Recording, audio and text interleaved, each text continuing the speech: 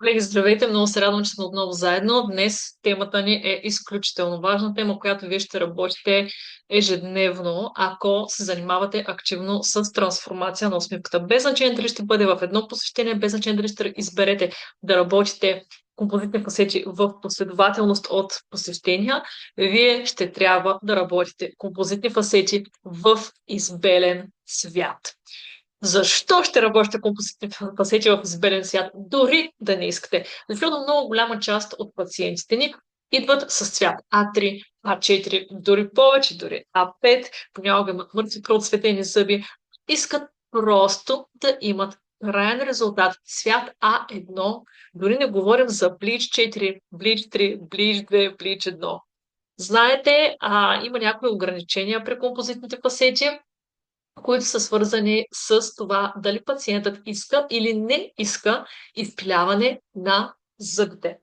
Днес ще говорим за случаите, в които пациентът не иска изпиляване на зъбите. Ние трябва да направим една нова усмивка, една нова възстановена усмивка в по-светъл цвят от зъбите на пациента. Тук не говорим само за случаите, в които пациента иска много, много, много бели зъби. Не. Ние трябва да знаем как можем да постигнем от цвят А4 А1 и това да бъде трайно във времето, без предварително да избелвате зъбите, защото много добре знаете как избелвате ли предварително зъбите и след това изберете, за да повишите яркостта на, на самите зъби. След това какво се случва? Това, което се случва е, че избирате цвят композит, който обикновено е някакъв избелен цвят или А1, например, защото пациента иска А1 и си казвате, ето, аз използвам композит в цвят А1 и пациента ще получи А1 като крайен резултат. Нищо подобно, нищо подобно. Пациентът не получава крайен резултат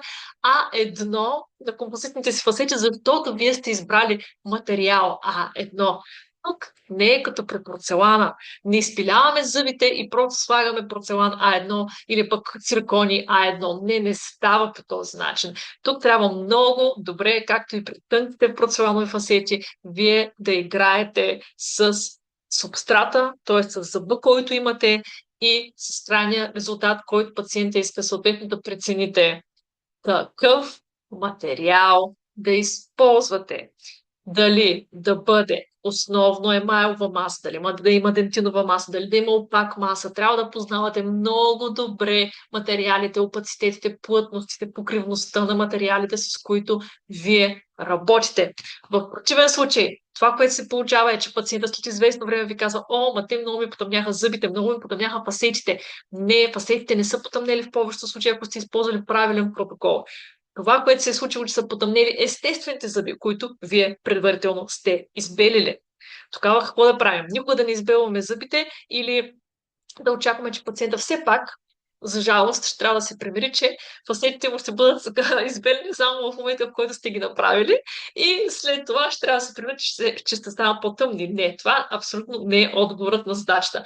Аз в моята практика съм прегърнала идеята да работя директни композитни фасети без предварително да избелвам зъбите. Защо? Защото така знаем с какво точно разполагаме, какви са зъбите, с които разполагаме, анализираме колко са прозрачни, колко са опацитетни, на каква възраст е пациента, какво иска пациента да постигне, дали той иска плътни зъби или иска прозрачни зъби, в коя зона иска прозрачни зъби, иска прозрачни зъби, просто в областта на режевчия ръд. Или като цяло иска по-прозрачни зъби, които да изглеждат по-естествени, защото знаете, плътните зъби винаги изглеждат по-изкуствени, без значение кой цвят сте използвали. Може да е дори А2. Така, какво спирате, какъв материал избирате, какъв опацитет на материалите избирате и тук ще говорим за конкретни марки, мили хора. Да, аз не правя реклама на абсолютно никакви марки, но трудно е да работите само с една марка композити, която да ви даде всичко, което искате да постигнете. За жалост и това не става по този начин. Ние, ако ще работя в тази област, аз работя много интензивно, и ако ще работите и вие в тази област, е добре да разполагате с различни марки материали, да познавате техните свойства, много добре да знаете коя марка и коя точно коя маса да използвате и в каква дебелина да я използвате, за да постигнете крайен резултат, който пациентът иска и който вие искате, без да се налага да изпилявате зъбите, без да се налага да избелвате зъбите. Така постигате крайен резултат, който е стабилен в годините, който е стабилен в времето. И ако използвате и правилен протокол на втвърдяване, на полиране, вие ще имате дългосрочен резултат, бих казал, какъвто би бил и на порцелановите фасети.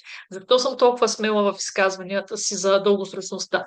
Защото композитните фасети имат друг протокол на поддръжка, да, но порцелановите фасети пък имат причини за смяна, които са различни от композитните. Например, ако пациентът има отдръпване на венците поради остеопоротични процеси, поради навлизане в менопауза и започне отдръпване на венците поради топене на коста, ние не можем просто да направим корекция на порцелановата фасета и тя да бъде адекватна. Ние трябва да ги сменим.